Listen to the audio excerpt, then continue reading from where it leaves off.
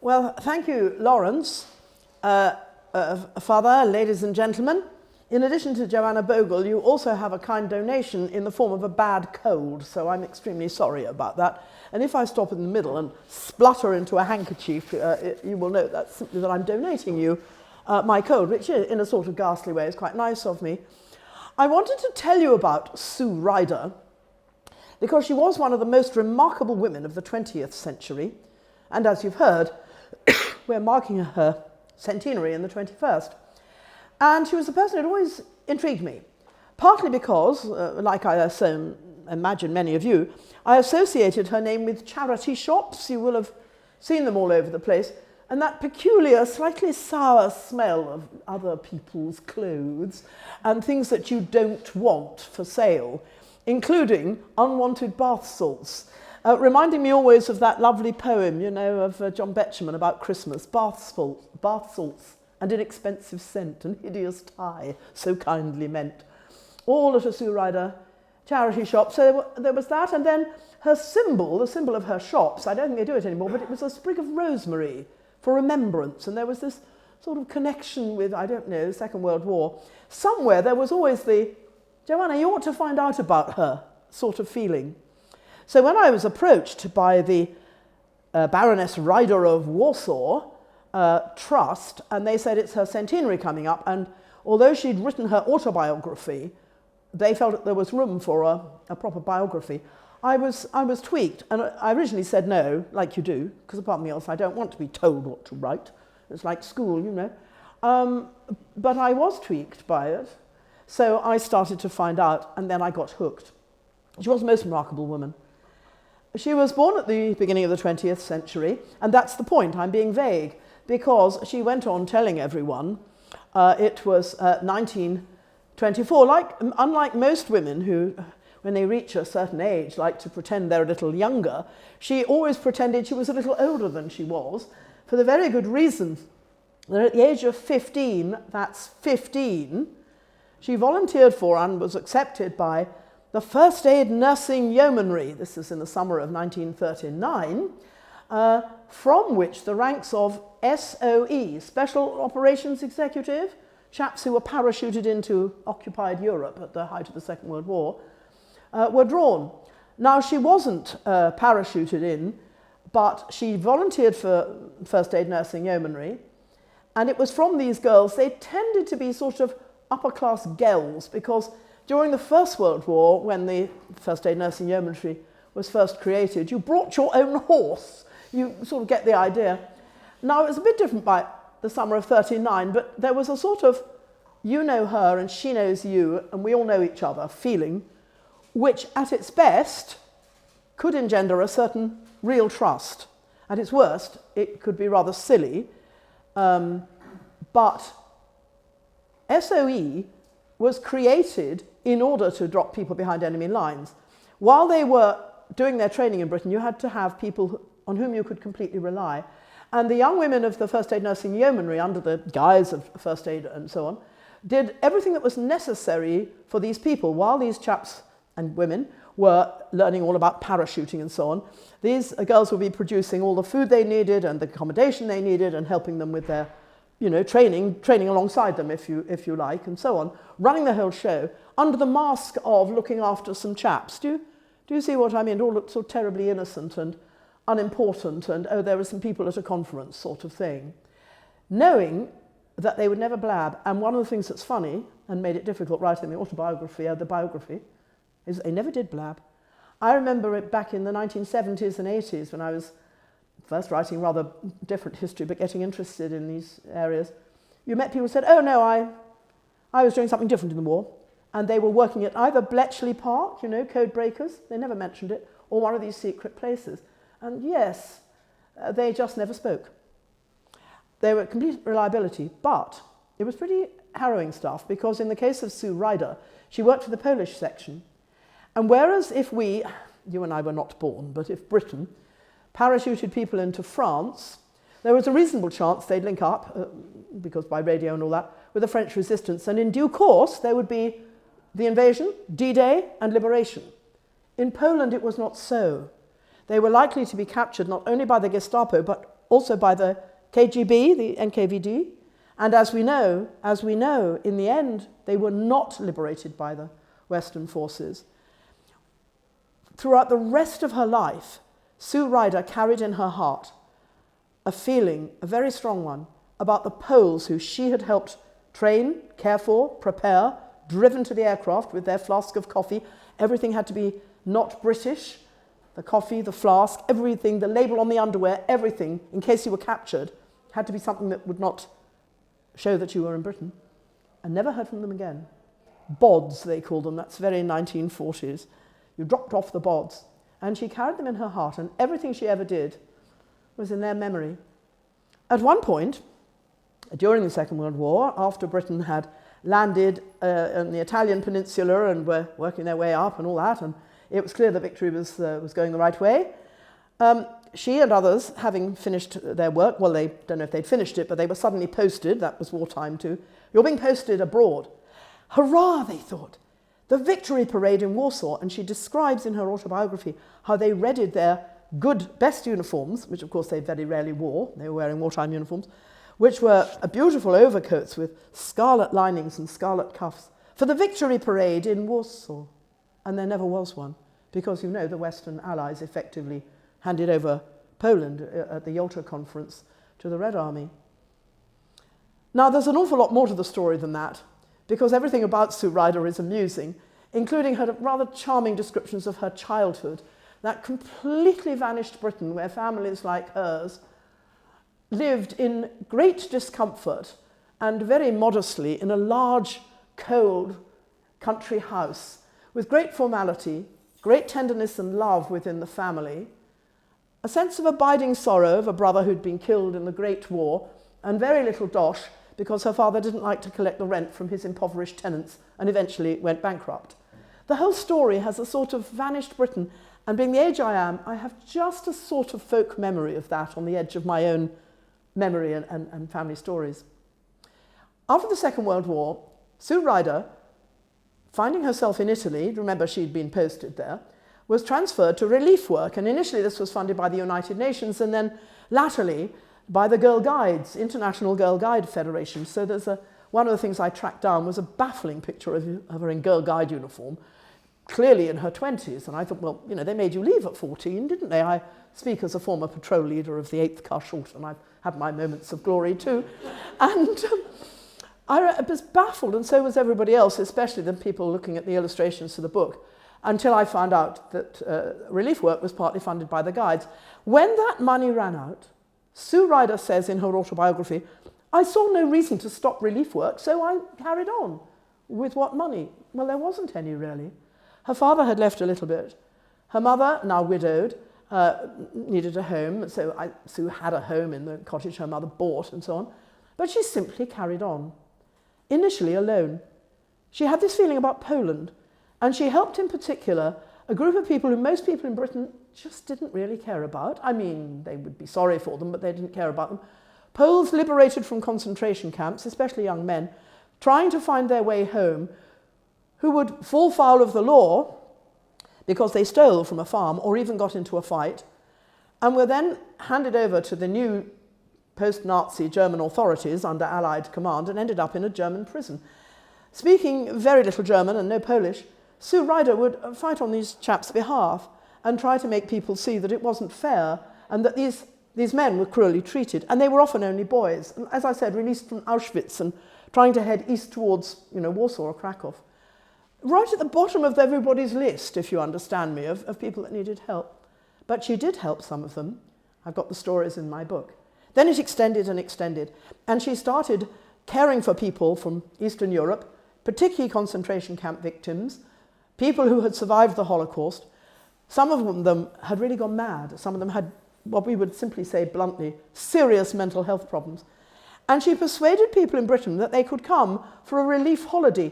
That doesn't sound much, but it means a lot if you're in a displaced people's camp.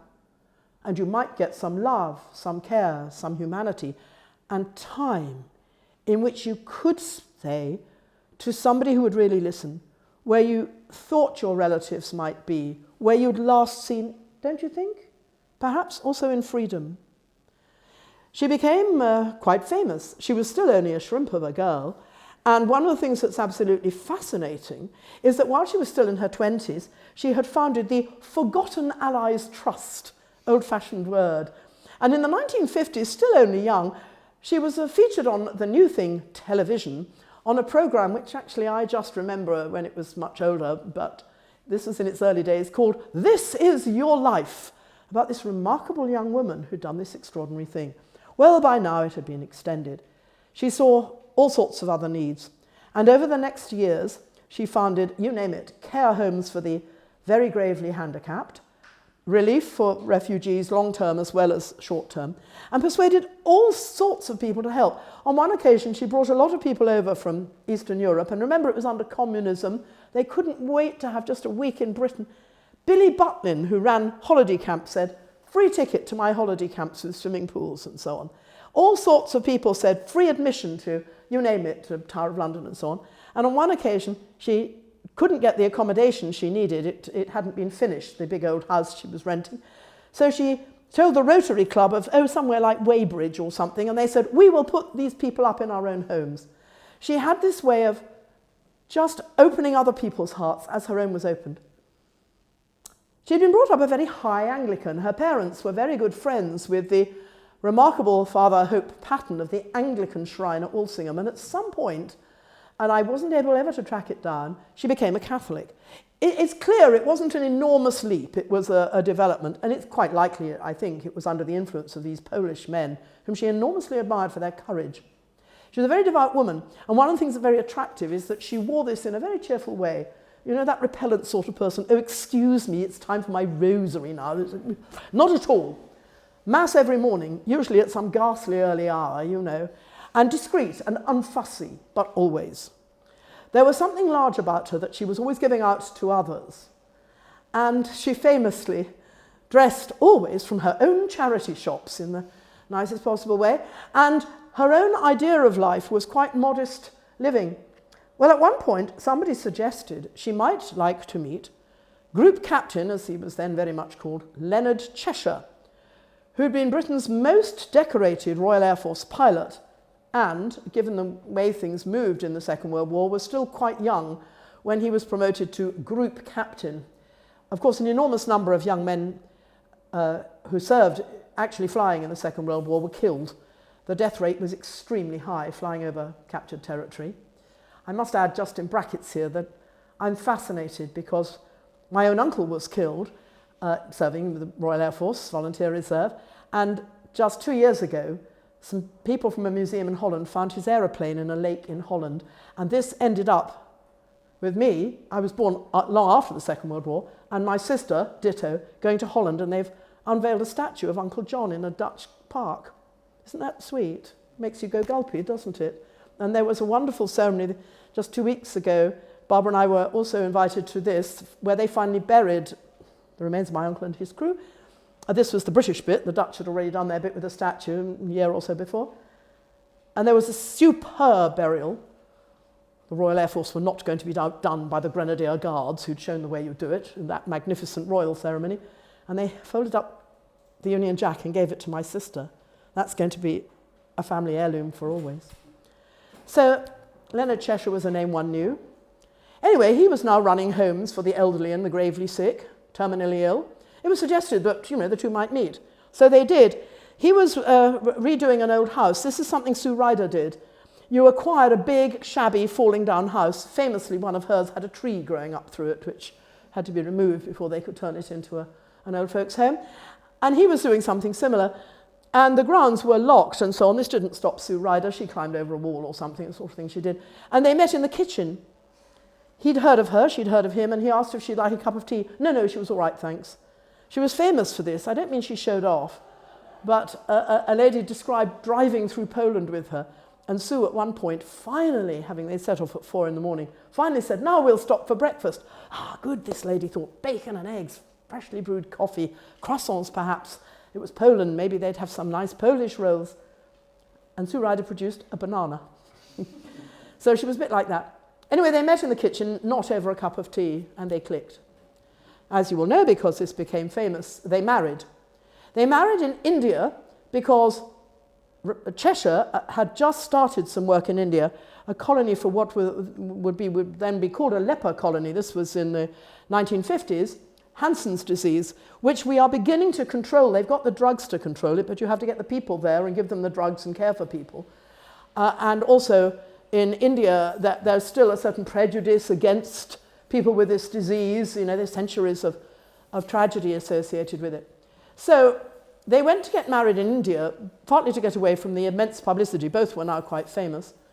And they spent part of their honeymoon at this leper place, like you do, having married in Bombay Cathedral. And it's a tender story because, of course, people loved them and they garlanded them and so on. And actually, it was a lovely wedding. And if they had married in Britain, there would have been just photography and everything galore. They had a very long and happy marriage, and their daughter has written a foreword to my book, which is very nice. And she describes how she said, oh no, it was a lovely family life, but it was a little eccentric. They lived in 2 rooms on the top of the house in Cavendish that her mother had finally bought, and which had been, if you like, Sue's home as a young woman, but she was never there.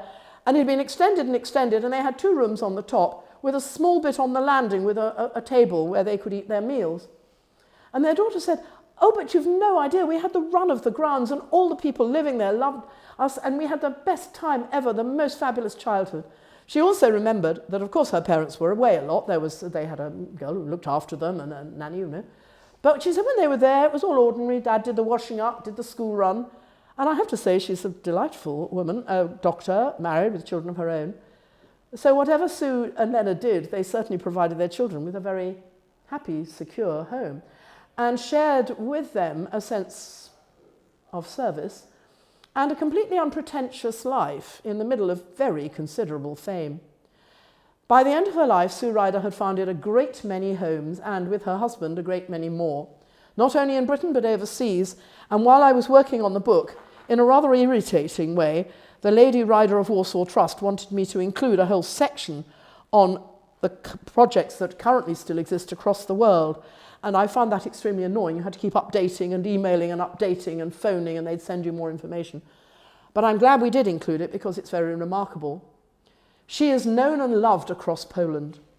There were all sorts of projects she started in Poland under communism, where ordinary people knew there was a lady in England called Sue Ryder who'd funded it, who'd produced the goods, who'd got lorries coming with gifts from Britain.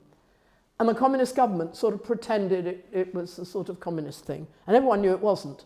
I mean, the communist government didn't pretend that all the goods, they knew that something had arrived from Britain. But the idea that lots of people in Britain had donated money and that Sue Ryder had done it, well, that wasn't acceptable, so it was glossed over. Do you see? But everybody knew it was Sue Ryder. And she got an enormous amount of help from the Polish church, including the Archbishop of Krakow, and of course, as John Paul II, they got to know him quite well and so on later. But she became a sort of legend in Poland.